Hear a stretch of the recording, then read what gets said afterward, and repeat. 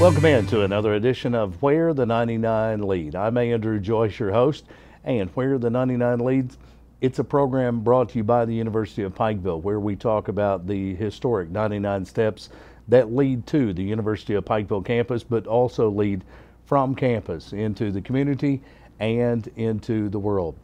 We talk about many different subjects on this program: academics, the Kentucky College of Osteopathic Medicine, and of course we talk athletics at the University of Pikeville. And on today's edition we'll talk about the soccer program at the university, and joined by the soccer coaches at the University of Pikeville. Gary Warford back, women's soccer coach. Gary, welcome back in.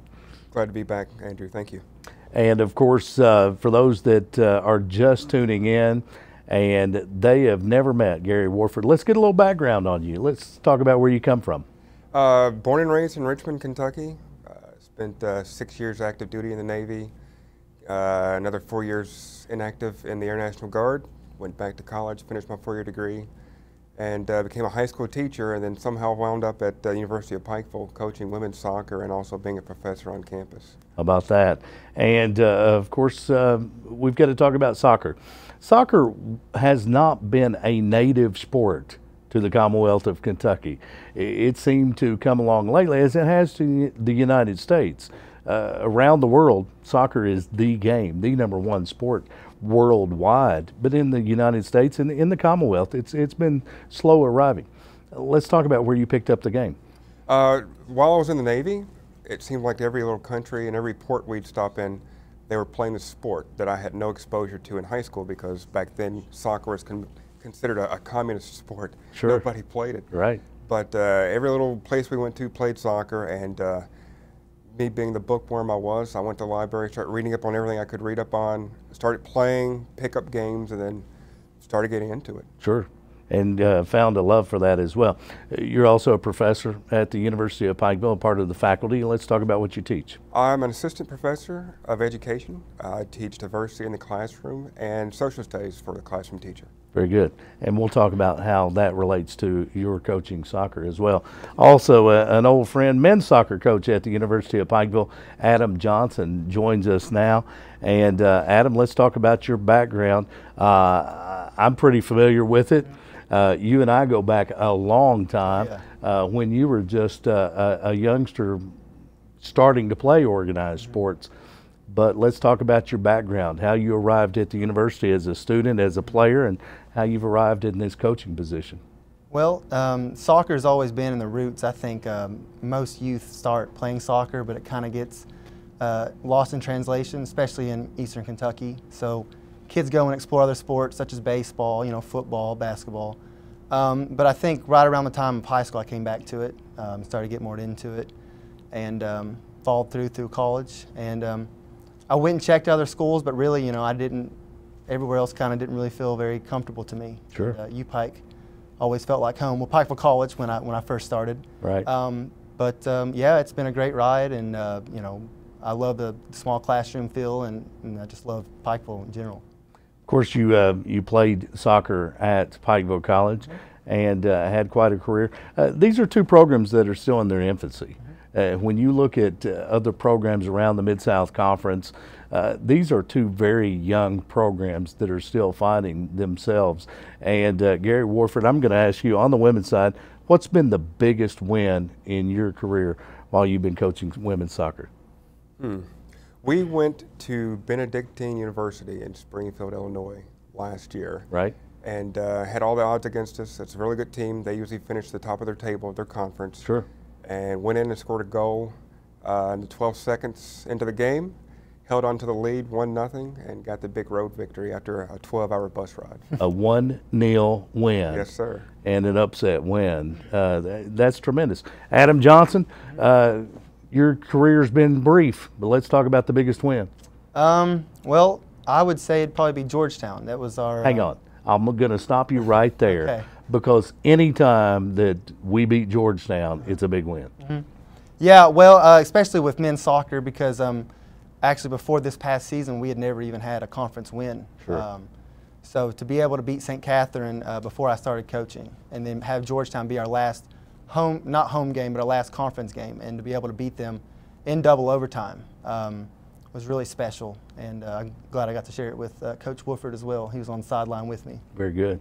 And of course, we'll talk more about that down the road, because that has to be a huge confidence boost to a program to get those a first conference win, a first upset win. I don't care who you're playing against, what the name is on the other jersey, but when you're a growing program, to get those first and to take that next step, it builds programs. We'll talk more about that. School's back in session now. And, of course, students have been returning to campus for some time now. We've seen some med students arrive weeks ago, it seems. And, of course, the fall sports players, they arrive sooner than other students. Gary, Adam, as students and the soccer teams arrive on campus, let's talk about preseason conditioning, because soccer is a sport that is 90 minutes, very few breaks. It's a sport that requires a lot of conditioning, and I would imagine players probably should be in pretty good shape when they get here for the fall semester. If they're not going to be big fans of you guys when they arrive for preseason conditioning.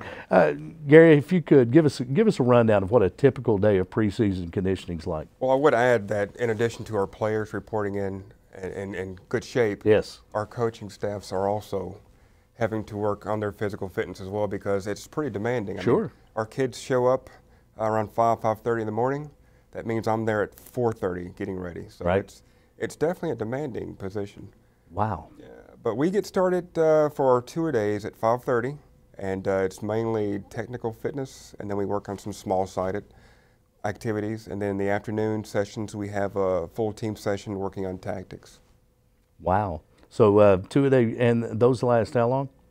For 2 weeks. Yeah. 2 weeks. About an hour and a half each session. Now, school's back in session now, and a typical day changes for those players. But let's talk about, what's a typical practice day like for one of your soccer players when classes are in session? Well, unfortunately, we still wake up at 5:30 in the morning. That's when we practice on our game field under the lights, because we have so many of our athletes that are bio majors and have right. labs. So in order not to interfere with their academics, we do practice early in the morning. And so we practice 5:30 in the morning, knock it out. They go to the 8 o'clock classes, sure. all bright and early and ready, eager to learn. How have your players responded to that? At first, they were a bit taken aback. We started last season, and some of our best practice sessions were at 5 o'clock in the morning. So sure. I thought, well, it's a natural progression. Let's just do it next year. Right, and students aren't going to miss an 8 o'clock class that way. Not at They're all. up, and they're not going to be going back to bed soon. I would imagine it's a tough adjustment, but that's part of the issue is the lack of space for soccer fields. Great complex at the Bob Amos Soccer Complex, and it's been a welcome addition, I know. Adam Johnson, going to ask you the same thing. What's a typical day like for the U-Pike men's soccer program in preseason conditioning? Are you a slave driver? Well, we do always expect our players to come back fit, but especially with the World Cup happening this year, sure. This summer, I know a lot of our players probably did a little less than they should have, but they paid for it when they showed up to preseason. We started out with a first thing Monday morning. We started out with a fitness test, and it's usually about 7 laps in 12 minutes, just like a baseline, kind of get them ready for where we want them to be, starting off.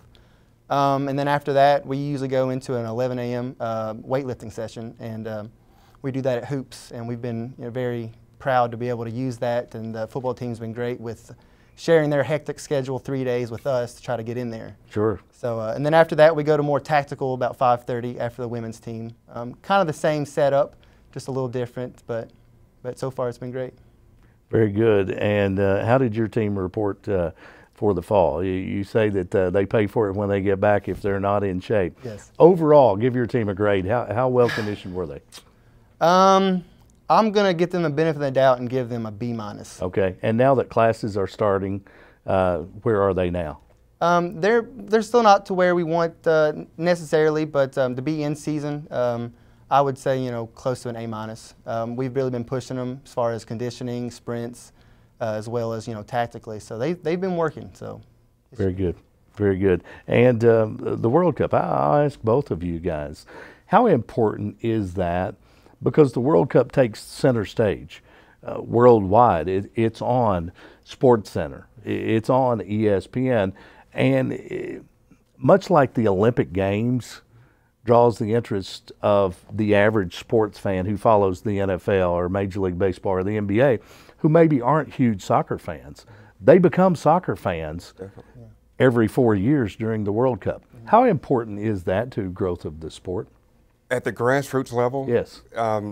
The younger you are getting involved in this sport, because it's more than a sport, it's a lifestyle, the better off you're going to be later on down in life.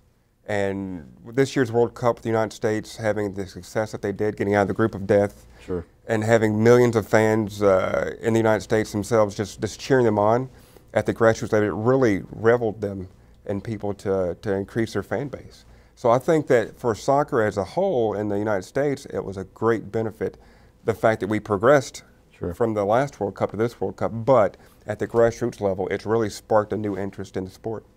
Do you see, Adam, I ask you the same question, could you see and sense while the American team was progressing, while they were doing well, and really had the nation's attention? I would imagine as a soccer coach, you're sitting there saying, cha-ching, there are new players that are going out and kicking a soccer ball for the first time because of what they're seeing. I would say, you know, especially with the way that we played this year, and especially where it's only every 4 years, you know, you're always getting those new fans, and that's something that we're always looking forward to. But even friends from high school that play high school football and, you know, never even watch soccer, I'll have them call me and say, you know, so did you see that goal from, you know, USA? So it's really been great, especially with the younger kids that might have chose, you know, football, more traditional sports, giving it a shot at least to see if maybe, you know, they like it. So it's been great. Absolutely. Adam, you made the transition from player to assistant coach and now head coach at the University of Pikeville, and I know that's something that you must be tremendously proud of, to be the head coach. But what's it like to coach for the place that you showed up as an incoming freshman recruit, green off a high school soccer field, and now, not that long ago, you were a player, now you're the head coach of the program? It's been truly special, and I've been honored with the faculty and the administration for giving me the opportunity. But as well as knowing how school works, you know, how the college works, I know what the players are going through and what their, you know, late nights coming back at maybe 4 a.m. and then they have an 8 a.m. So that's one thing, especially with the parents, that they know that I know exactly what they're going through. And with the administration and faculty, being able to work with them and knowing most of them, it's really been a smooth transition, and it's been great. Coach Wolford has actually helped me out a lot as my mentor, he used to call himself, as when I was helping with the women's team for 2 years. So. I would imagine Adam was a pretty good assistant coach. We had a nice relationship on the field. He, being the player and the background he has with soccer, it was just a natural pairing of the two. I hated to see him go, but at the same time, I was very proud that he was selected as the head coach for the men's team. Absolutely, it's a tremendous opportunity. Joined by Gary Warford, women's soccer coach at the University of Pikeville, Adam Johnson, the head coach of the men's soccer team, our guest on this edition of Where the 99 Lead. And actually, I've broadcast some soccer, very little, but I've actually broadcast alongside Adam Johnson. He was my expert analyst during one of my soccer broadcasts. So that's part of how Adam and I go way back. But I know a tremendous love of soccer and a great knowledge of the game as well. Adam, I've got to ask, as you make the transition to coach, you're a young guy. And while that makes you more relatable to your players, do you have any concerns that players will not have the same respect for you as they might with someone with a little more maturity? Well, when I first came into the interim job, you know, I was 24, and I had players that were 22 years old. Sure. So coming from a 22-year-old, having that same position, I could imagine immediately, you know, what their thoughts were. But we talked, and you know, we talked about the situation, and we really came together as a team. And I think they really have seen that, you know, I'm not just somebody that they just put in a position, that they actually can get wins and get results and kind of will lead them in the right direction. So especially with the group that we've returned, we have one of the biggest returning classes that we've had, I think, here at UPike. So I think that's really helped that group that we had last year to kind of work together. How important is that, Gary, in building a program, especially in the Mid-South Conference with the quality of soccer in the conference? You've got some national powers in the Mid-South. How important is that to have a strong group of returning players year in and year out? There are different aspects to it. Just the fact that our program, we retain 90% of our roster, which is, like Adam's program, astronomical. That's great that we can retain that many athletes. That means that we're keeping players here at UPike. They're getting a good education, Sure. playing a sport, having a good time, and they're being part of our community. And they're not leaving us. They're staying here until they get their 4-year degree. Right. That makes it easier for myself and Coach Adam Johnson when we go out and recruit. Instead of replacing an entire roster Right. season after season, we start to see that retention. And as time goes on, those recruiting classes might get a little smaller and you get a little more quality. That's what the situation we're in right now with the women's team. We've retained 90% of our athletes. My recruiting class is a little smaller this year, but the quality is phenomenal. Right. How many do you carry on the roster? How many are in practice right now? We have 36. And you put how many players on the field? Put 11 on the field. And how many do you dress per game?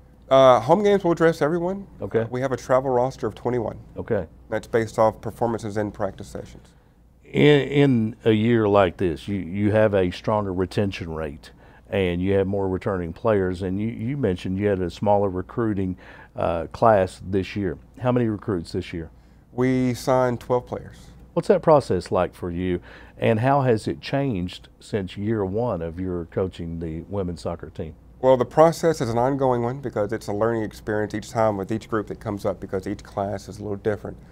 But the way it's changed and the trends, primarily when I first took over the position, the recruiting class came from Northern Kentucky, Ohio. Right. Now with club soccer gaining so much attention, especially after the World Cup and things like that, we're starting to see more players that are right in our backyard. So it's making travel a little less hectic for me to travel to see games when I can just drive an hour and a half to 2 hours away and watch a player play and try to recruit them. True.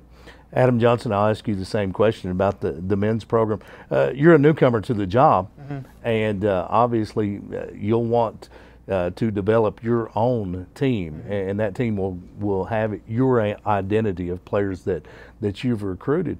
But what's the recruiting process for you this past year? Ours has been the same, kind of like Coach Wolford. It's been a little smaller than normal, which is great. At the same time, you can look for more quality instead of trying to just get numbers. And he's really helped me out a lot with looking at transcripts and just the different ways as far as junior colleges and stuff like that. As far as we have a lot of international kids, but I've always told everyone that I was born and raised here, so I'm always looking for good local kids, diamonds in the rough, so to speak. Right. So as far as that, going out, looking at different clubs and stuff like that. Opportunities for kids that play soccer within a half hour of the University of Pikeville. If a kid has a passion and some ability, they're going to have a chance to play. Absolutely. If they can play at this level. How important is the international player to the game of soccer in the Mid-South Conference? I would say that in the past couple of years, it was really a lot bigger than it was.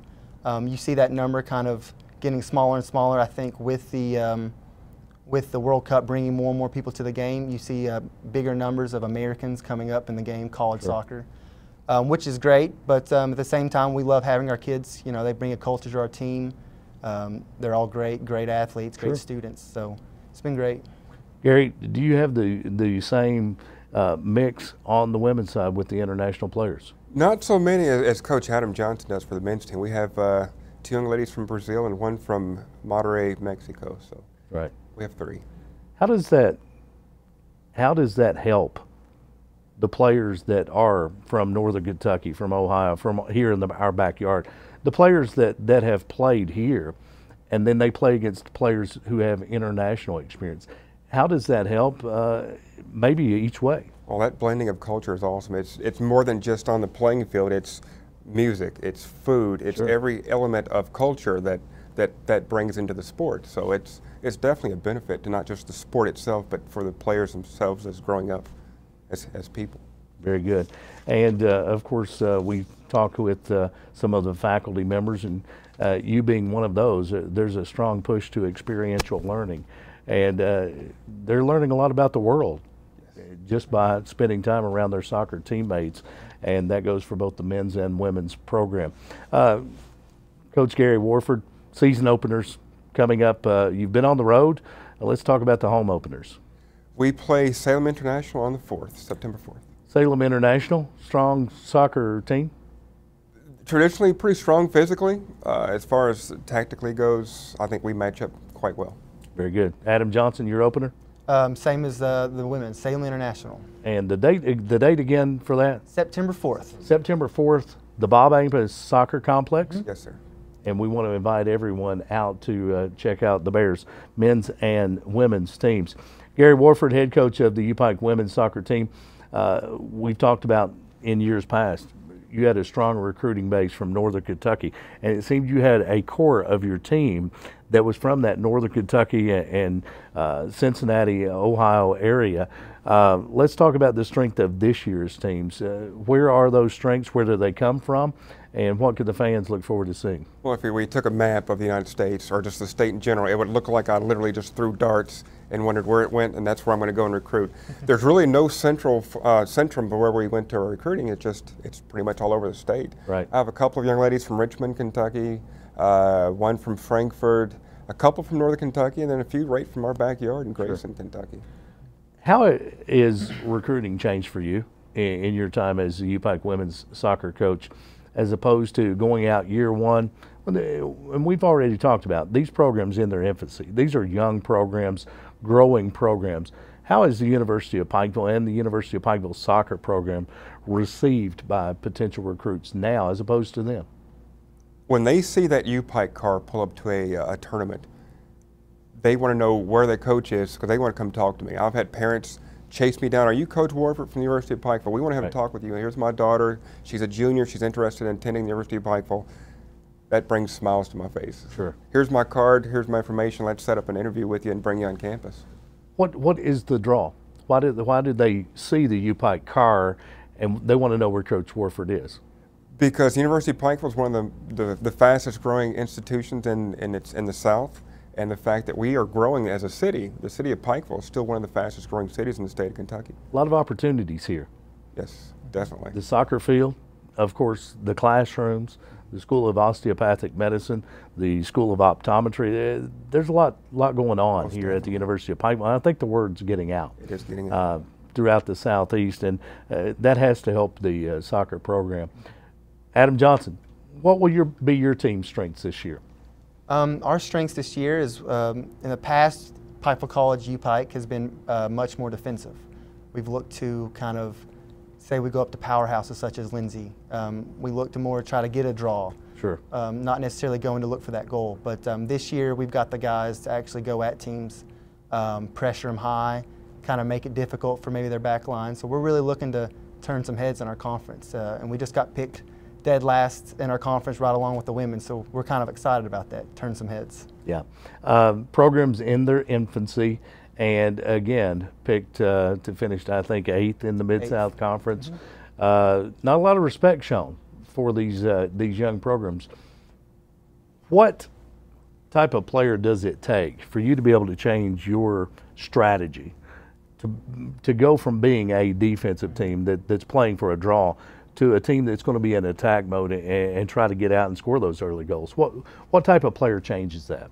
The biggest thing I think is experience, especially with the Mid-South Conference having so many powerhouses in it. In the past, we've had kids come and play a season and then kind of leave, so then we'd have freshmen. We'd have to field 6 freshmen that didn't really know what was going on or what to expect. High school soccer and Mid-South Conference soccer are completely different. So having that many kids returning after a season in Mid-South Conference is really going to help give them the experience they need to know what to do. You're not that far removed from being a high school player, and you made the transition from high school player to college player in the Mid-South Conference, playing against the likes of Lindsey Wilson, who is a national power on the soccer field. Talk about that transition. If there's a high school player who's maybe finishing up their high school career, their club career, and they're preparing to move to the small college level, talk about the differences between playing high school and in the Mid-South. I think when you get to the Mid-South, it's much more team-oriented. It's possession. It's knocking it around. In high school, a lot of times it was you have one kid that's really quick and you kind of just kick it and let them run onto it. But in our conference especially, it's a lot about team-oriented stuff, you know, working the ball up the field, taking your time.